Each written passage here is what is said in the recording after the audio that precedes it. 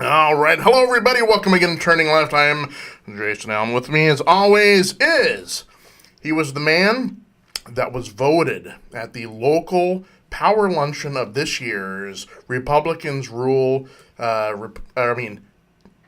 Progressives Rule, Republicans Drool Power Lunch. You were voted most likely.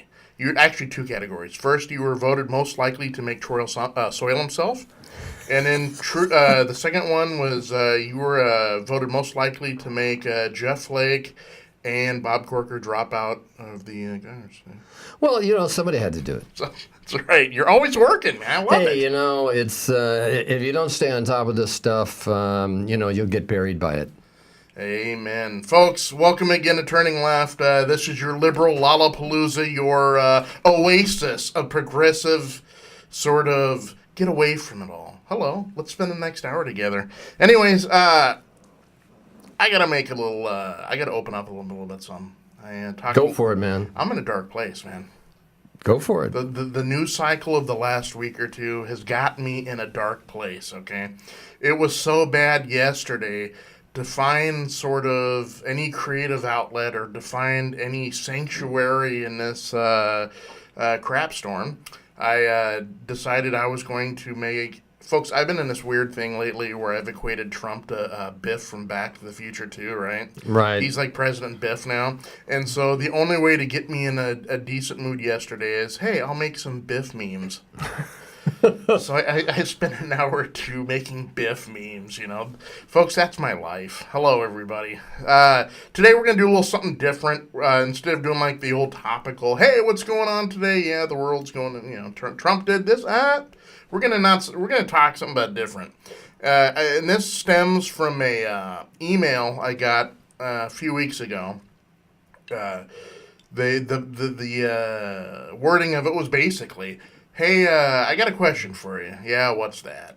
My question is, why does Trump in particular, right, but i.e. Republicans, all that, why do they hate Obama so much that not only him, and not only everything stands for it, that they just don't want to besmirch the dude, right, or his legacy or whatever. They want to totally wipe away, like Pharaoh wiping away, on the plinths and everything of anyone that they didn't like. Well, and it's ridiculous because you can't wipe away history. That's why we have historians who write stuff, and these people are fools to think they can get rid of all the stuff because historically it's already in the congressional record. Right. On top of it's already been written about. They're idiots to think that they could actually do that. It's not like you can reconstitute history or resurrect something that wasn't there. Historians don't go for that. They are academics, and so they will tell it like it is. Yeah. And the reason that Trump's hate for Obama is very simple. He's a bloody racist and a bigot. His parents were members of the Ku Klux Klan, card-carrying members. Yeah. And, the word diversity to him, he mistakes it with universal, as in Universal Studios. Yeah. And so the email basically said, hey, Jason, can you put down the Biff memes for me, for a minute and ask why, give me the answer why they hate him so bad, why Trump hates him just viscerally and beyond just the normal political you suck rhetoric, right? It's that racism. That's definitely a part of it. And, but... Folks, so I'm going to tell a story, all right? Let's get in our story time mode. Let's sit down. Let's put down the memes, and let's just sit there and no blankets and no pillows. Well, if you want to bring one, I'm not gonna cut up rough over it. But anyway, I digress. So here's my story, all right, folks. So close your eyes, get into that moment. Let's go back in time. Let's go into the Wayback Machine, and let's go to May of 2011. Let's set that in the old time machine. Let's do that. May 2011, folks, was the time of a annual kind of soiree the White House Correspondents Association dinner.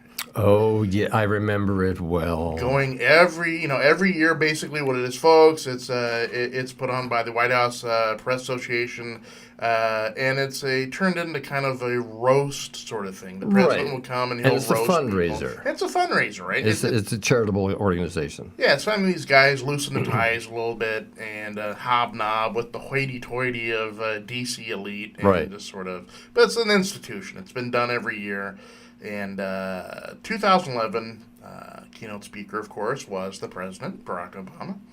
And you got to remember, folks, in 2011, at this time, president's been in the White House a couple of years. He's had to go through all the birther crap. Trump was pushing heavily. He was a proponent. In fact, he was probably the most vocal and the most visual proponent of it. Always on camera, always talking about it, always popping off. Right. And so Trump gets at the podium, and he decides, well, Trump's in the audience. I'm going to let fly. Let's have some fun here. And when you see the footage of it, and I think somewhere I sent Doc the actual C-SPAN footage. Oh, it's amazing to watch him boil. And, it is. And this moment, this frozen moment on a May night in Washington, D.C. at the White House Association dinner is the pivotal moment where Donald Trump goes from making something that he's tried to make his political bones on, right? Goes from something just totally inane and stupid like the birther movement. And this is where he turned it into a deeply personal, seething hatred crusade against Barack Obama. Yeah, the whole audience was laughing at him, and he was stuck there. Right.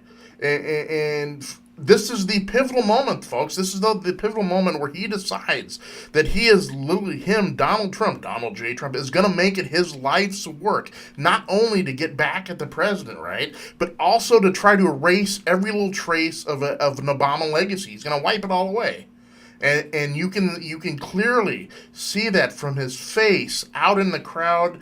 So without further ado, let's all go back in time to May 2011 at the White House Association dinner. Take it away, President Obama. There's a vicious rumor floating around that I think could really hurt Mitt Romney. I heard he passed universal health care when he was governor of Massachusetts. Someone should get to the bottom of that. And I know just the guy to do it. Donald Trump is here tonight.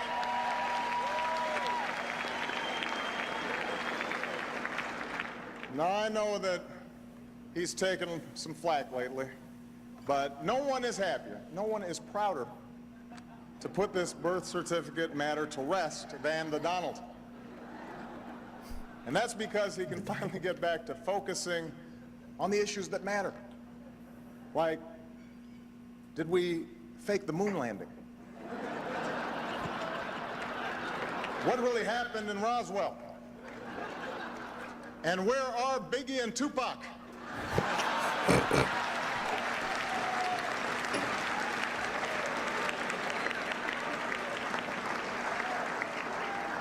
He can barely crack a smile.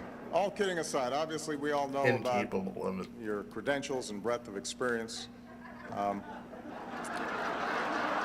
For example, no, seriously, just recently in an episode of Celebrity Apprentice, at the steakhouse, the men's cooking team did not impress the judges from Omaha Steaks.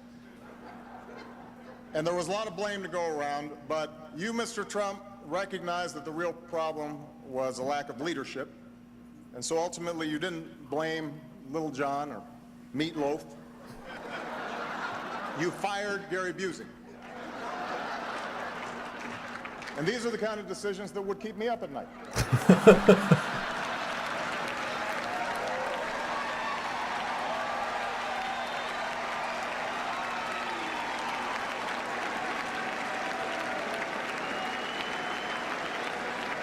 Well handled, sir. Well handled.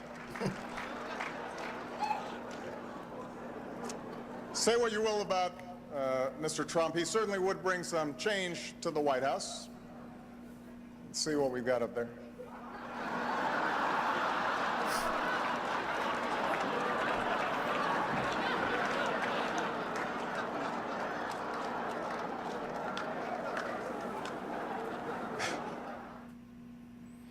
Oh, God. Wonderful. All true. All true. And that's sad that 2011, what we take for total parody and total comedic, value. That's what it was. But it's funny how much today in 2017 you're like, yeah, we're here, aren't we? Well, God, this is reality now. He has no sense of humor. None. All he knows how to do is bluster and attack. Mm-hmm. That's it. Nothing else. And he follows, even though he's not of ethnic persuasion, the word vendetta to him is like sanctimonious.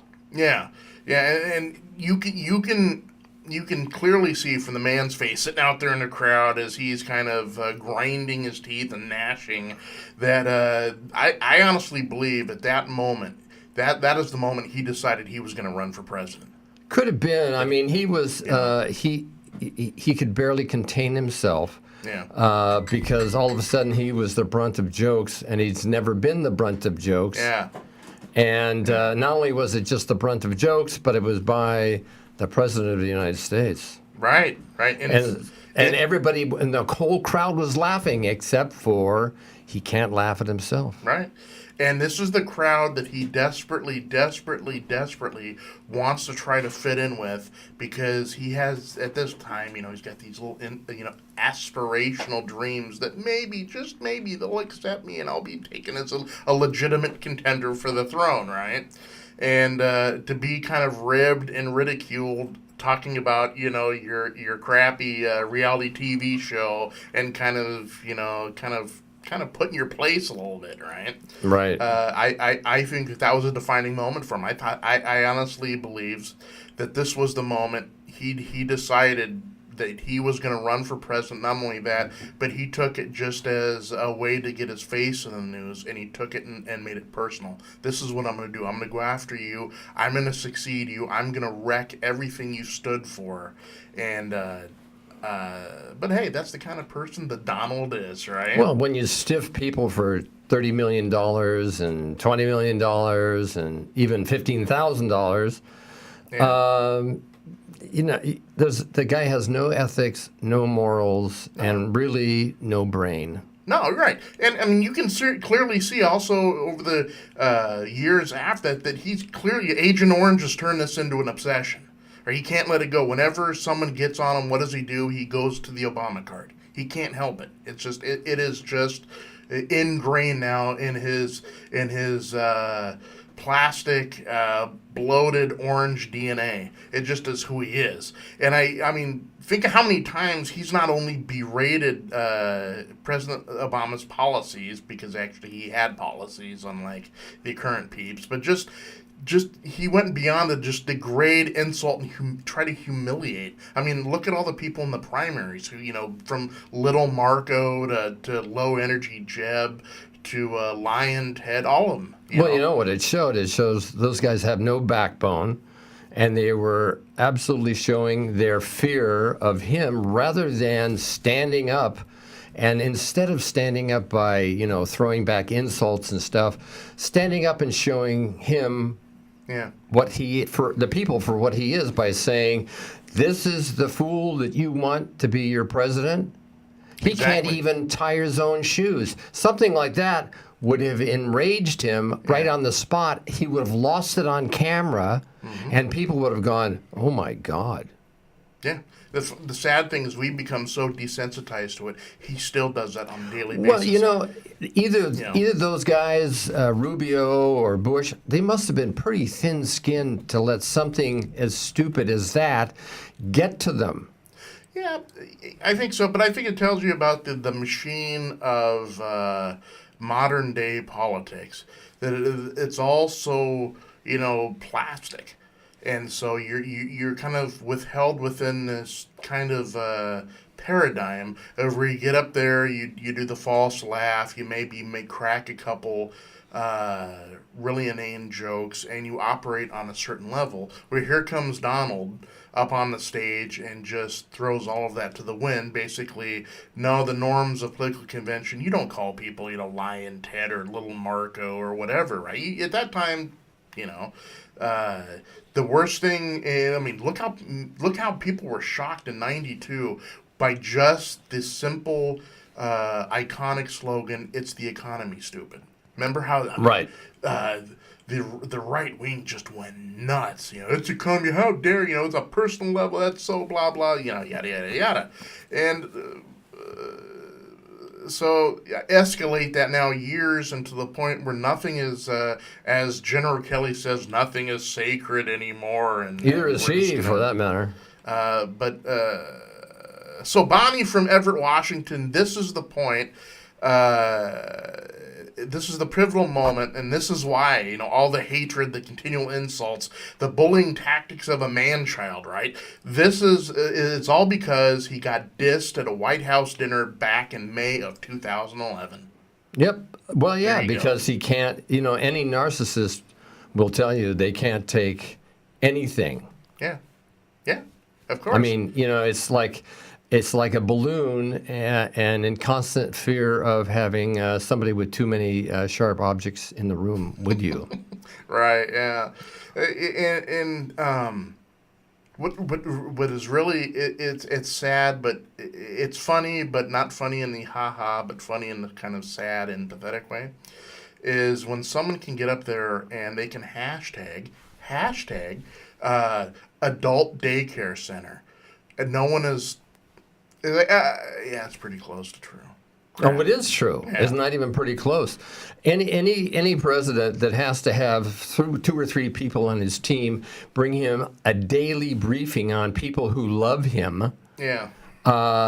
Says that his ego is so out of control, his narcissism is so out of control that he is basically pathological and should be removed from office just because the guy is mental. And some people out there right now, you may be wondering, hey, Jason, why are you even bringing this up? The reason why I'm bringing it up, I guess, mainly is because, we didn't do a show last week. And we were on our way to Montgomery, Alabama, where we are right now. Right. I totally flubbed it up again. Folks, as a part of our worldwide mission to bring to you total progressive excellence, okay? What we are doing is we are getting in our RV of love. It's like the summer of love, but even better. It's an RV of love. And we're traveling around to key points across the country, folks, to bring you the word, right? To bring you moments and pockets of inspiration that you can take forth in your daily life and feel better about yourself while we basically sit on the RV and play video games and make Biff memes. Well, that, and, we're going to hit all the red states just to piss them off. The red state tour. Can you imagine us cruising through Texas? Hello, Lubbock, Oh, man. Okay, Vegas odds. Do we get chased out of town with torches? Or is someone going to try to do a lynching party? Neither, because Will it stop us at the state lines? No. We're in Oklahoma. We're trying to cross the Red River to get in there. Like, you can't come. No. What do you think? No, I'm not too worried. I have my samurai sword and my Uzi in the van, so nobody's going to be taking me without a fight. That's why I like hanging out with you, man. You got samurai swords and stuff. I'll bring it to the studio next week. Yeah, I'm the best thing I can come up with on short notice is maybe one of those little staplers. But when you get samurai sword, that's style right there. So, but I'll still bring the stapler just in case you need backup. No, I'll bring the samurai sword. Yeah. So, folks, when you see the man-child do all this stuff, when you say, my God, why does he just continue to harp on Obama? Just get over it, right? Why does he keep doing this? Why does he continue just bam, bam, bam, bam whenever anyone presses him about anything? You know now why, right? You know why, and why it fits in now to your everyday life. This is what's going on. And to you Trump supporters out there, to you Trumpers, to you I call them Cult 45ers because, well, it's a cult of personality. To you guys out there, and you think, well, he's still going to do he's still going to do everything he says he's going to do. He's still going to be a man of the... No, he hasn't. Yeah, he's not. He never was. No, he has no agenda other than himself. That and stealing from the U.S. Treasury, which he's been doing a great job of by millions of dollars. He's been siphoning off the U.S. Treasury. He's a bilker. He's a grifter, actually, is what he is. But he's just not going to be remembered in history very nicely. In fact, he's going to go down in history as the worst, abominable president ever to be in the White House. And that says a lot, because if you go back in history and you take a look at everybody from George Bush, Georgie boy, then go back to Warren G. Harding, Hoover, Grant, Jackson, Andrew. There are a lot of really bad folks that got to be president that didn't help the country whatsoever. They went down in history with all their, marks and boils and chops and right there for everybody to see. You don't escape history because it's written by academics that have they don't have a sword in the fight. They have a pen. A samurai sword? No, they don't need a samurai sword. They just a bayonet.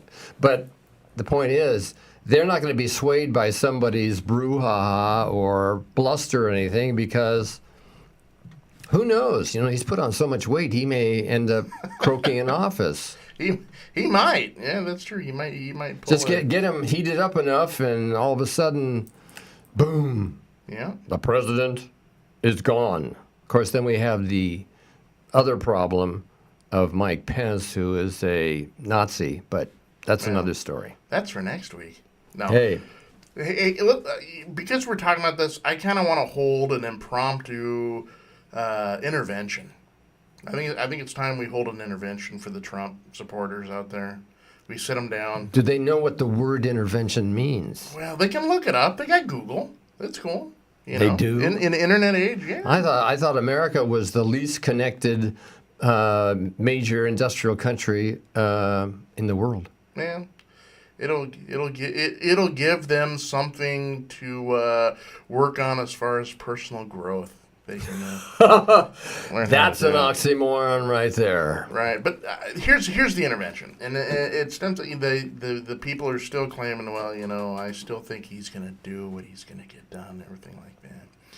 Folks, Trumpers, I want to sit down. I feel like I know you. I feel like we're almost kin at this point, really, aren't we? So put down the dip for a second. We're going to talk, you and I, and Sir Richard. He's here with the samurai sword too. Doc's in the background. He's got the sweet violin music all keyed up so we can make this a magical moment that we all remember for generations. Okay, now that we're down and we're hanging on each other, I want to tell you, there's some hard truths. Okay, we're gonna get through this together though. Okay, I'm gonna hold your hand and we're gonna talk this through. Okay, and the first hard truth is, he doesn't care about you. Never has. Never has. Never will. Okay? He doesn't care about you and your family. He doesn't care if you gain or lose employment. He doesn't care about how you feel that you've been left behind in a changing America. He doesn't care about anything that you hold dear in your hearts, right? He doesn't care about you. He never did, and again, he never will. He used you for his own purposes, right? He used you for his purposes of power, increasing his wealth, manipulating your emotions to gain the White House for him and his family. That's definitely known as a con artist grifter. Right. For him, his friends, his family, and everyone he's aligned with. Right? And this is the reason for all the hate. This is the reason why he always needs an enemy. When he can't use his hate for Obama or Hillary or his own Republican establishment now, right? He finds new ones. North Korea, Iran, what's next, right? Anything and all is fair game for him to become his foil because he's got no original ideas. He's not an ideologue. He never has an original thought in his head. All he is a huckster. Okay, I'm sorry to tell you this. There's a lot to throw on you. I know you tune into Fox News and all they tell you about how they're, it's all rainbows and butterflies and all those women were wrong about Trump and O'Reilly, But I'm going to throw a little cold water. But again, we'll get through this together. I promise you. You will be in a better place after you're done here. So, when he tries to find that foil next time, when he tries to find that enemy, when he tries to pull in people who haven't been president in 9 months about about issues that only affect him and him alone, say to yourself, have we had enough yet? Just like Mr. Flake said yesterday on the Senate floor. Have we had enough? Okay. And I know right now you're probably saying to yourself, no, he's going to make America great. And I didn't even make a dent with you, did I? But that's all right. You can watch this over and over on Facebook Live. Well, he's only going to make America great until they get their tax burden, which jumps $4,000 because they want the tax breaks to go to the millionaires. Yeah. So all those folks who are on voted red for Trump, they're on food stamps. They'll see their food stamps gone. There will be no health care. Their drinking water will be polluted. Their air will be polluted. Yeah. And they will have no recourse to the courts because they, as in Trump's eyes, they are non-persons. They aren't even peasants. They don't exist. He doesn't care. Yeah. And he'll never care because the only time he's going to care is if one of those people wins the lottery for $800 million and then has more money than he has. Yeah, but I tell you, at this moment on a Wednesday afternoon, I'm such a gloomy Gus at this point. Is that enough? Is it enough getting your taxes hiked, getting your health care taken away, getting any sort of support that you needed to get by on a daily basis because, hey, maybe your factory closed, your jobs, are going away, and the rich keep richer and the poor keep... I'm such a gloomy Gus that even all of this and how you maybe people will, look up and say, you know what, yeah, we have been used. And I'm not going to listen. And now I'm going to say something really controversial, which we'll get into also next week. Is you're not alone, and it ain't just the Republicans. And yeah, I know I just said anathema right there, didn't I? It isn't. And that's one thing we're going to talk about next week is the Democrats and how all this crap is going on. And as far as just the play of politics, right? Strategies and all that fun stuff that have handed up to the Democrats on a silver platter.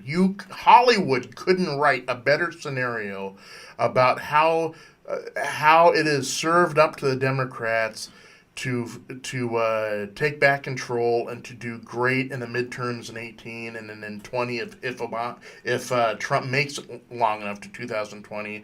But you know what we've got so far? Nada. Let's listen real quick. The sound of a pin dropping. That's right, silence. There's nothing. The Democrats don't have, as much as the Republicans don't have ideas. Yes, I realize I'm a registered Democrat, and yes, I am a self-styled progressive. But where are we? Where are we? Nothing. They got nothing. In fact, they got less than nothing. Yeah. Because instead of stopping and taking a look, they feel like they have to backpedal constantly and put out brush fires. Instead of saying, screw the brush fires, what we're going to do is we're going to come out and have a three-legged program where we're going to get people work. Yeah. We're going to keep the environment clean and stop global warming, and we're going to make sure that everybody is respected. Right. I agree, and I think that is and should be the heart of it right there. Yeah, it's simple. If you keep it simple, people will respond. They don't get the complex. They're not rocket scientists. They don't understand physics. They don't need to. All they need to know is your life will be better with him gone. You're right. In '92, the clear, succinct statement. It came down to it's the economy, stupid, right? Right, and it worked like a charm. And it worked like a charm. And now we have been served up on a silver platter. I mean, you couldn't ask for a buffoonish caricature of a bad, Wile E. Coyote cartoon.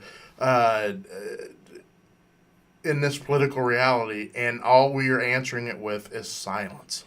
Well, and it just, to me, it's so frustrating. Well, it's because there's too many voices in the Democratic Party yelling in different directions, instead of coalescing around the fact that the current Democratic Party needs to have a major readjustment. Yeah. So that instead of tired out old phrases and oh yes, we do this and we protect the poor people and all that stuff. Well, guess what? A lot of them didn't vote, or they didn't vote for your candidate. So don't you think it's time to step outside? I know this is bizarre. Step outside the box. Yeah.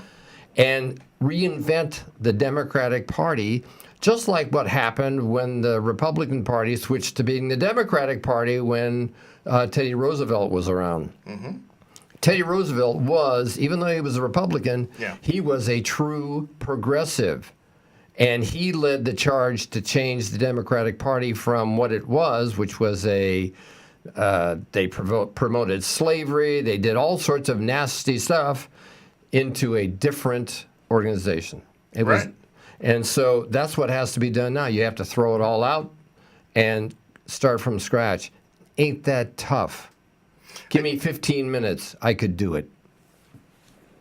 That's almost inspiration right there. You were trying hard to get me out of my gloomy guts, aren't you? Hey, anything is possible if you have a little vision. Remember George H.W. Bush? Yeah. The vision thing, 1,000 points of light. That's right. Or Reagan, the shining city on the hill. Right. So what they need to do is come up with, instead of 1,000 points of light, 3. Just 3. And beat that into the American public so they go, hey, I'd like to have a better job, or I'd like to have be able to afford house payments, or have medical care, or whatever.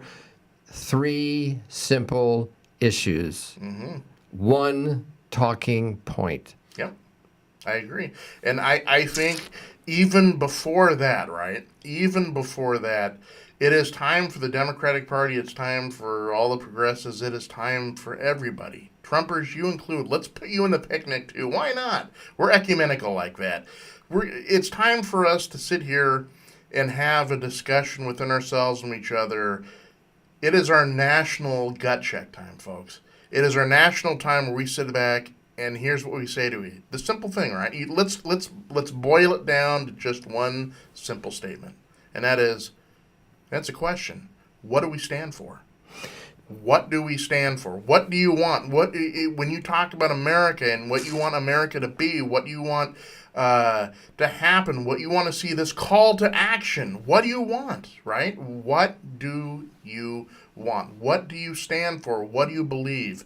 But to get to that point, you have to, we have to put down our reality TV. We have to put down some extemporaneous things, and we have to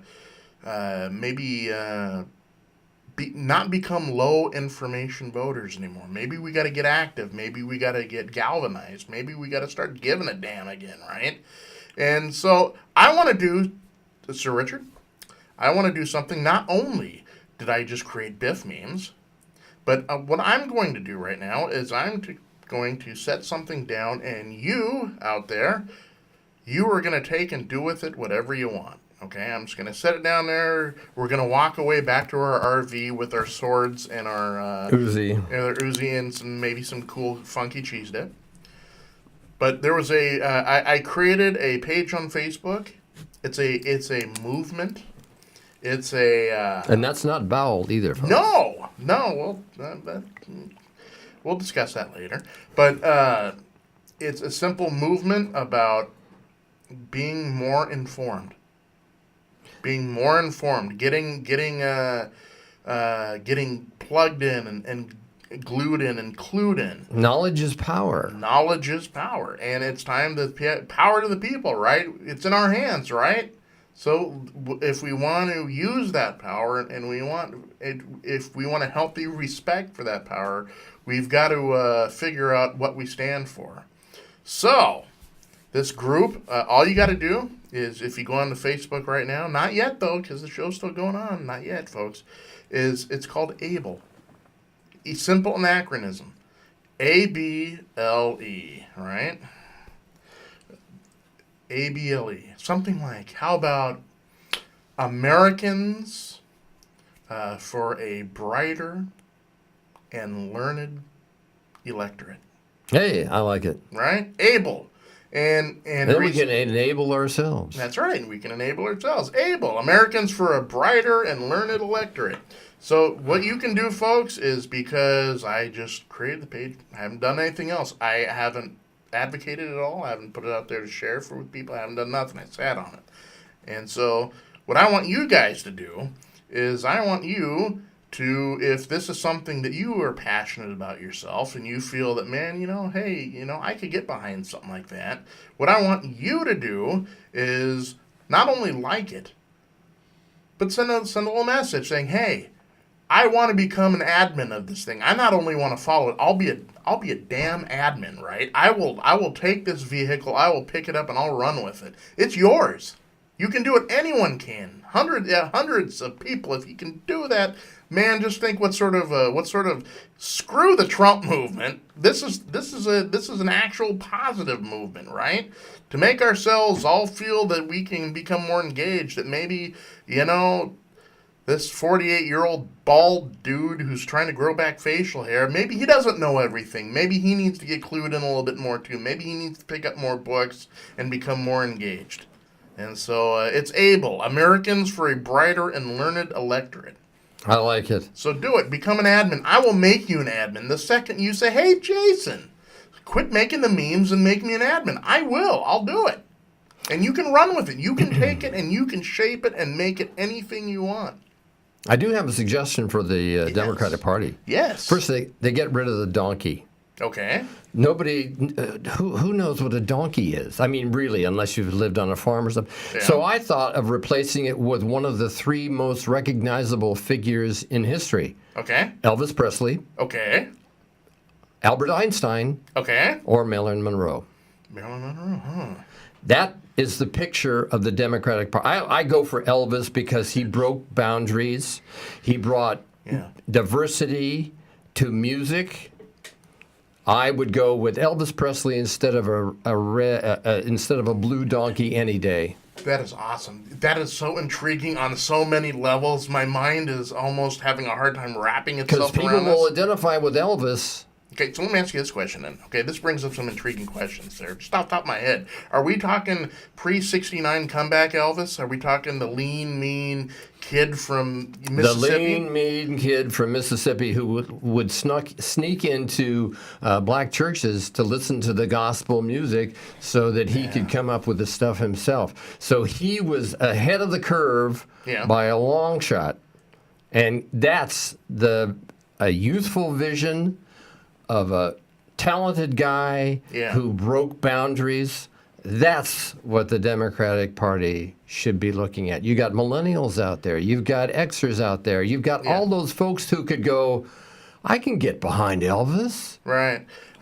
But there is just a small twisted part of me that would take a magnificent glee in seeing the jumpsuited, sequenced Elvis get up there with his microphone in one hand as he rips out a cool version of C.C. Ryder. I mean, that's got some merit too, doesn't it? Yeah, but you got to have that youthful look at it because American politics are moving towards youth, they're moving away. The baby boomers have had their chance, and look what they did. They screwed it up royally. It's time to look forward and look at where you want to be, not where you've been. Yeah. Can I throw in a monkey wrench though? Because I want to put this veto down that if anyone tries to make the new logo of the Democratic Party Justin Bieber, it's they No, they get no. excommunicated Sorry, right there. No way. I got to draw the line somewhere. No beefs. Yeah, I mean, you got historical stuff with Elvis. You got Elvis. Elvis should be the face of the Democratic Party. Right. Maybe. How about also like a young Johnny Cash? And not the one where he's in the shrub eating the birthday cake. Kind of like the guy where he's like flipping off the camera. Yeah, I'd still go with Elvis because Elvis, I got you. Yeah, he's the king, and he also broke boundaries and all sorts of stuff. Okay, let's do that. I do have a couple of things I do want to get to, though. Yes. First of all, I got a quote from a listener, John Manning of Brightwater Media. He said, and his quote was, "Tell everybody to love each other, and they will crucify you. Tell everybody to hate each other, and they will make you president." That's a great one, John. Thank you for that comment. And so shout out to him. Also, another shout out, and this one goes to somebody on Facebook, Kathy Ray. So thanks, Kathy. And I want to let you know I'm fulfilling a promise I made to speak out about harassment and rape in America. Yeah. The Me Too movement deserves recognition and support from every man and woman in America. Sexual harassment and rape have no place in any society. So I want all of you to make a commitment to tell your children, especially boys, that harassment and rape destroys the life of another person. I want you to do that today. I want you to do that right after this show, because we have to obliterate rape and sexual harassment from the dictionary. Mm-hmm. I like it. Yes, and so very timely too. With because this whole Harvey Weinstein, just a Pandora's box now, right? Finally, with stuff that's been around for millennia, right? And I like the fact now that the God bless you if you feel emboldened that you want to share your story and help further this discussion, because we are long past due. I mean, if we're going to, and I know this is going to make you creationists a little angry, but if we're going to evolve past this, it is time, folks, that we have got some of these hard truths about ourselves, and I mean about ourselves as human beings.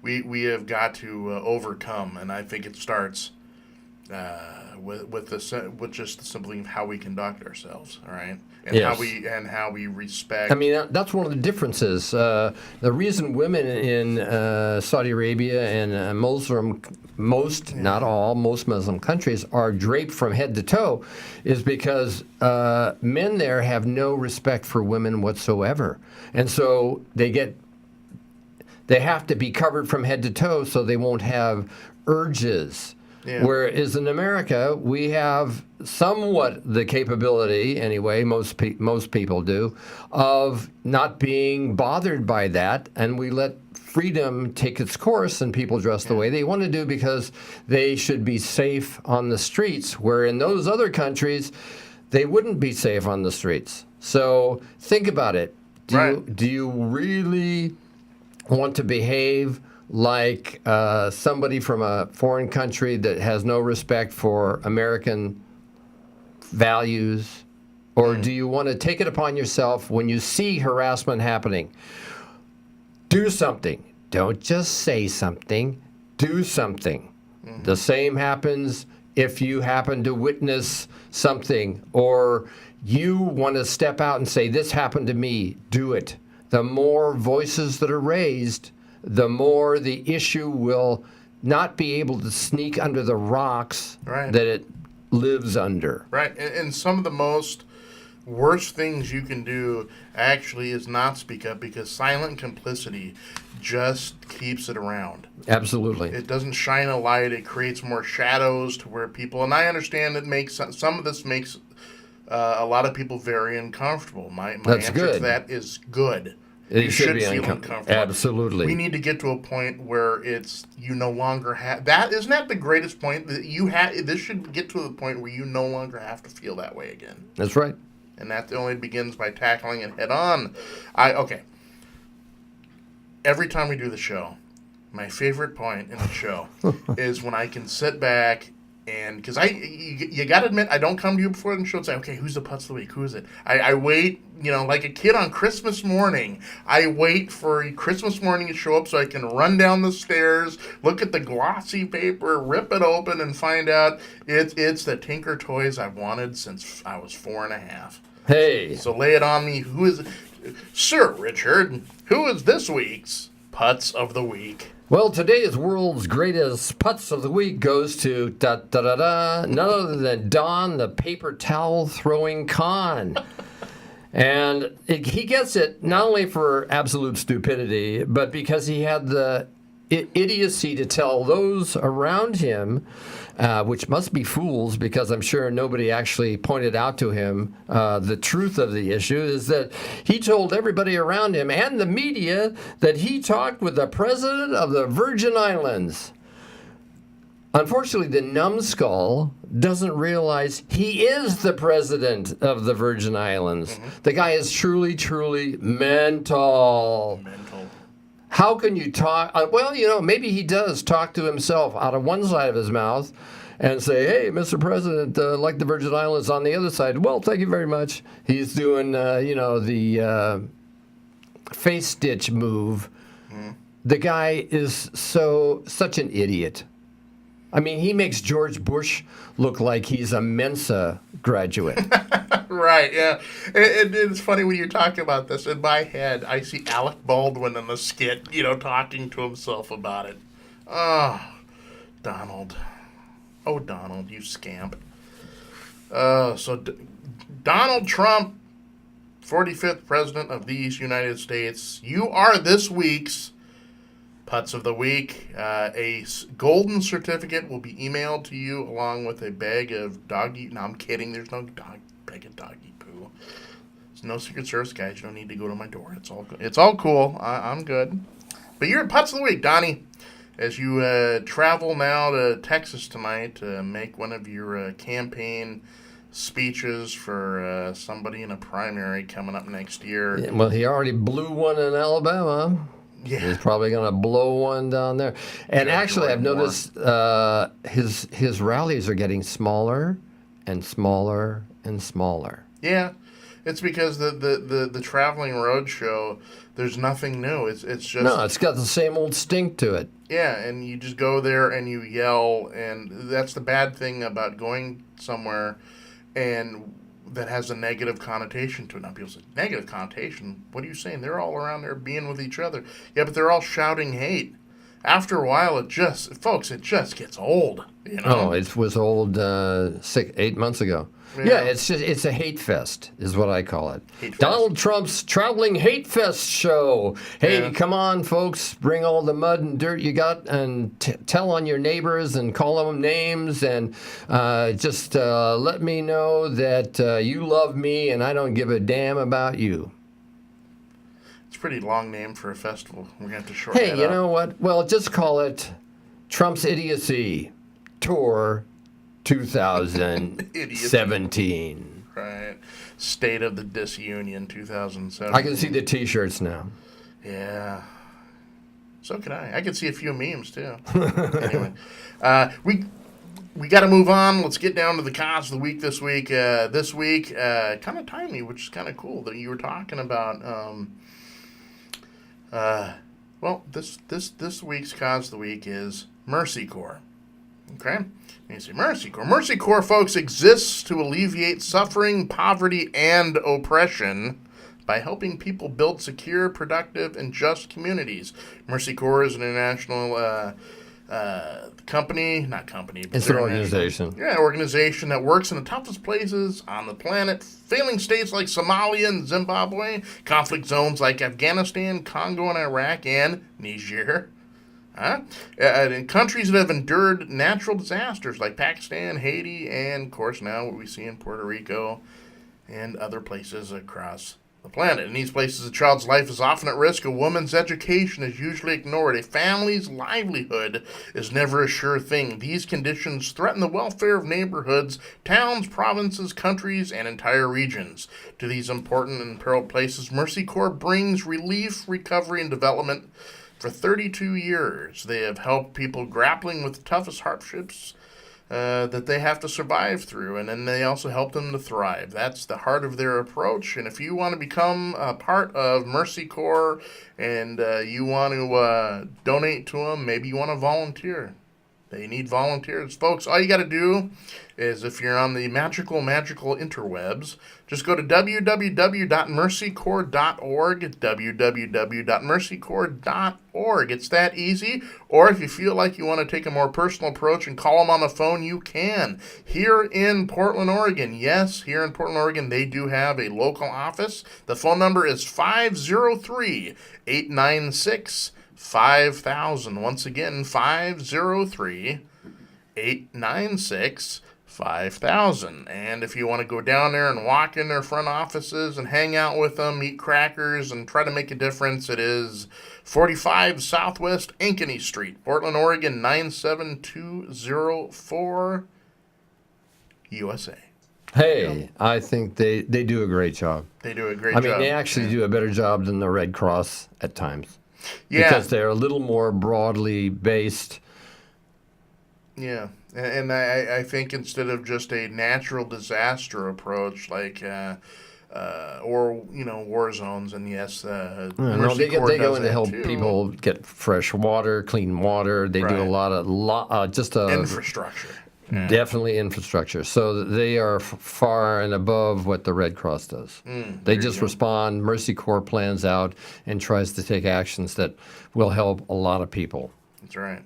So Mercy Corps, folks, get on it. Now we got to do our book endorsement for the week. Go for the book. And this is also another timely one because I think it goes into what we were talking a little bit about, especially with ABLE, Americans for a Brighter and Learned Electorate. Okay.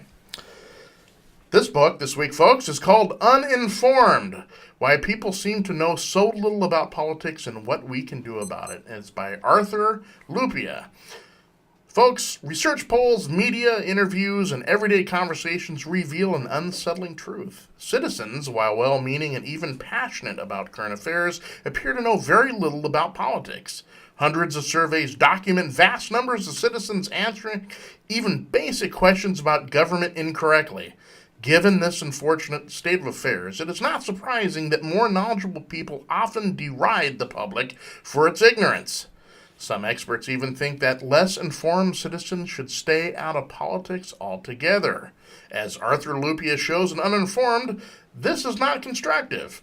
At root, critics of public ignorance fundamentally misunderstand the problem. Many experts believe that simply providing people with more facts will make them more competent voters. However, these experts fail to understand how most people learn and hence don't really know what types of information are even relevant to voters.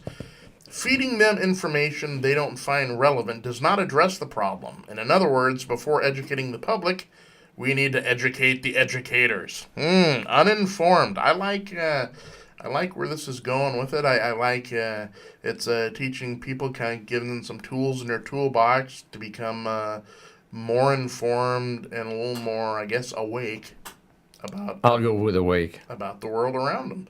And I think it at this moment, at this pivotal, and I said the word pivotal a bunch today, but at this crucial, this crux moment in American history, I think this is the moment. As a citizen, as just someone going about their everyday life, they need to become engaged in the process.